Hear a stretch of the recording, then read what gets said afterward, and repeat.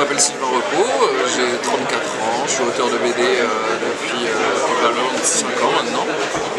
Voilà, et j'écris et je dessine Yojimbot, ma première BD. Le tome 1, c'est la première BD que j'ai faite, mais même c'est les premières pages que j'ai faites. Donc voilà, c'est plus ou moins qui je suis. Yojimbot, c'est l'histoire de robots laissés à l'abandon sur la Terre après que les humains aient en quelque sorte disparu. Et un jour, en fait, ces robots vont tomber nez à nez avec un enfant qui a besoin d'aide parce qu'il est pourchassé par une milice, des soldats, on ne sait pas encore à ce moment-là pourquoi. Et en fait, ces robots-là, comme ils sont programmés pour suivre le code des samouraïs, parce que c'est des robots qui servaient à faire des démonstrations dans un parc d'attractions, en fait, vont le protéger à la manière de samouraï, à la manière de grands classiques, comme dans des films de Kurosawa ou Van Wolfenker, et vont s'occuper de ce petit un peu à leur façon, parce que ça reste des robots, ils parlent pas, ils sont assez mythiques, et en fait on va voir toutes ces interactions avec un enfant qui a une dizaine d'années, qui vient de perdre ses parents et qui a besoin d'attention aussi, et qui va se retrouver avec des robots qui ne lui donnent pas forcément l'attention dont il a besoin, mais qui en tout cas le protégeront tout au long du récit. Moi j'ai toujours dessiné des robots, j'ai toujours adoré ça. Et un jour j'ai commencé à en avoir beaucoup, toute une grosse collection de robots, et je me suis dit il faut que j'en fasse quelque chose. Et je connaissais quelqu'un qui faisait de la BD, ça me motivait à en faire aussi.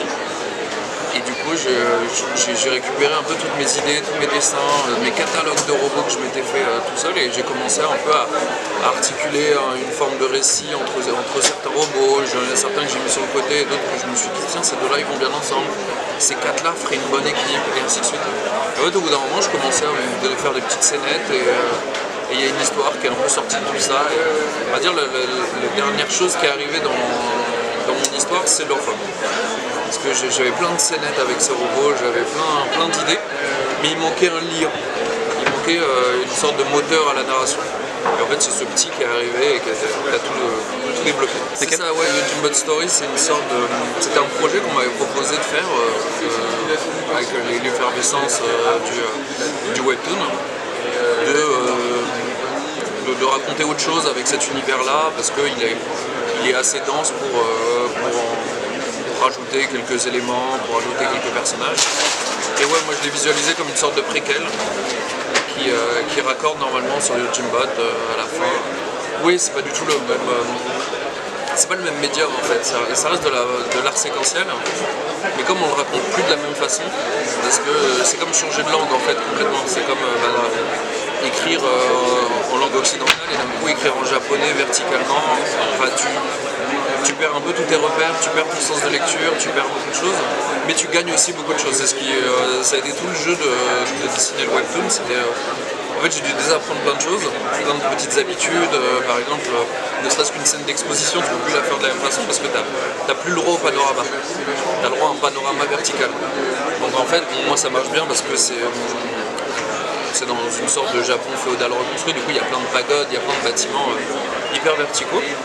Mais on va dire tout ce que j'aime bien dessiner aussi, c'est-à-dire des grandes étendues d'arbres, ce genre de choses, en fait j'y ai plus le droit puisque faut obligatoirement que l'image soit verticale. Donc j'ai dû désapprendre plein de petites choses, perdre plein de petites habitudes pour en découvrir de nouvelles. Il y a aussi plein de scènes d'action qu'on peut faire maintenant verticalement et qui sont hyper intéressantes parce que tu peux avoir, c'est pas de l'animation, mais des fois tu peux scroller en fait et ça fait une sorte de stop motion. Tu peux faire des sortes de trading montage assez cool, des transitions vraiment très sympas. Et justement, c'est sur quoi je me suis bien amusé parce que le dessin était empiété d'une partie de ce que je pouvais faire. Du coup, j'ai essayé de trouver un autre vocabulaire avec le webtoon. Là, pour le moment, on est traduit dans 3 langues pour le moment, sans compter le français, bien sûr. On va être édité en portugais pour le marché brésilien, en italien, et en plus ça marche bien en italien, on est hyper content, et en russe, et en anglais. Voilà. En américain, en anglais, ils voulaient attendre que tout soit sorti pour le publier, mais comme là on s'approche de la conclusion, ils accélèrent le rythme. je suis très content. C'était forcément c'est des choses où on se projette sans trop y penser parce que tu fais ta BD un peu le nez dans le guidon sans imaginer les retours, le succès éventuel, les traductions éventuelles parce que de toute façon il faut se concentrer sur le marché français, mais on va dire le public français. Il ne faut pas dévoyer son récit pour plaire à quelqu'un. C'est cool si ça marche, c'est cool si ça plaît aux autres, mais il ne faut pas se le mettre en tête. Non, mais je pense qu'on est... En fait, ils ont déjà l'équivalent, ils ont pas forcément cette curiosité-là, parce qu'en fait, sur leur marché, ils ont déjà tout ce dont ils ont besoin.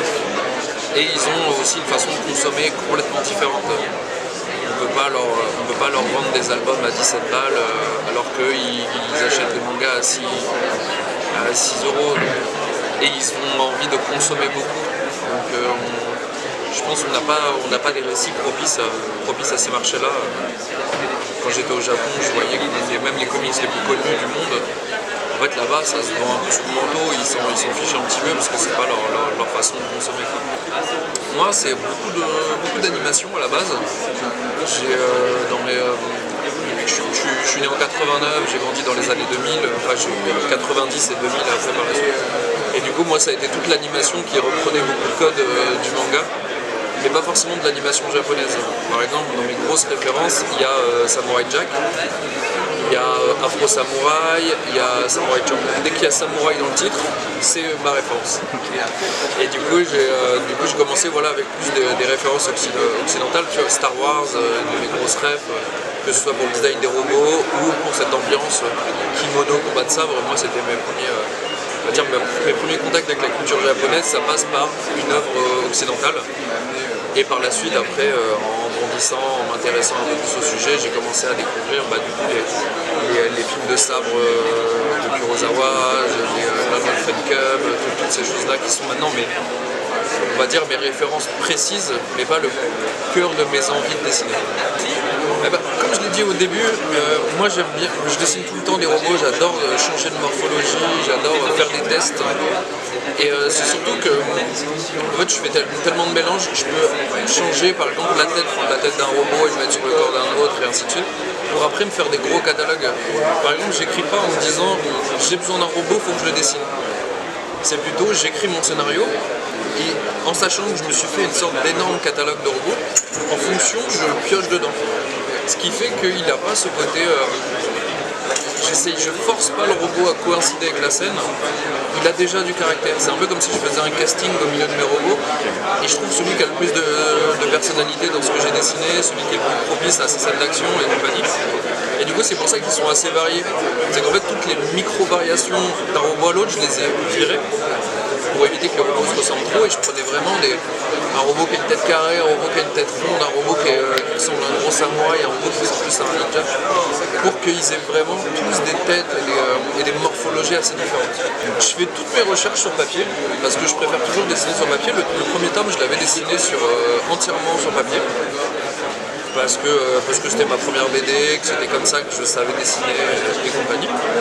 Malheureusement, il y a eu cette chose qu'on appelle le Covid, qui a un peu gâché ma vie papier, parce que je travaillais en atelier, je vis en région parisienne et j'avais plus la place de dessiner sur des grands formats A3, encore moins pendant un confinement où tout se mélange, où tu es obligé de vivre un peu les uns sur les autres.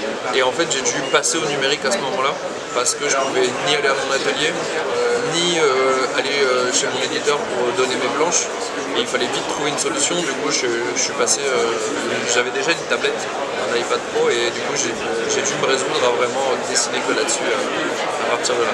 Maintenant je vais faire 30 pages avec le label 619 pour le Low Reader tome 5. Donc ça va être cool. Déjà ça va me changer un peu d'univers et d'ambiance. Et ensuite je vais continuer de préparer des projets, mais je pense que le prochain projet sera plus une collaboration avec un auteur, un auteur on pourrait dire, et que je veux savoir ce qui lui passe par la tête, comment il construit ses récits, comment il a ses idées. Ouais. Tomo, c'est le feu. Là au Japon, ils sortent une sorte de série de bouquins qui est une rétrospective de tout ce qu'il fait. Et en fait, il a toujours été fou. Tu vois, Akira, il a fait tellement d'autres œuvres. Il a bossé sur même Akira le film, celui qui a fait tout le storyboard, qui a fait tous les layouts, on va dire les scènes clés, tout ça. Le gars est complètement ouf. Il a une vision d'animation, il a une vision de dessin. Il a jamais vraiment changé de style en plus, tu vois, il s'est jamais travesti, il a jamais. Je trouve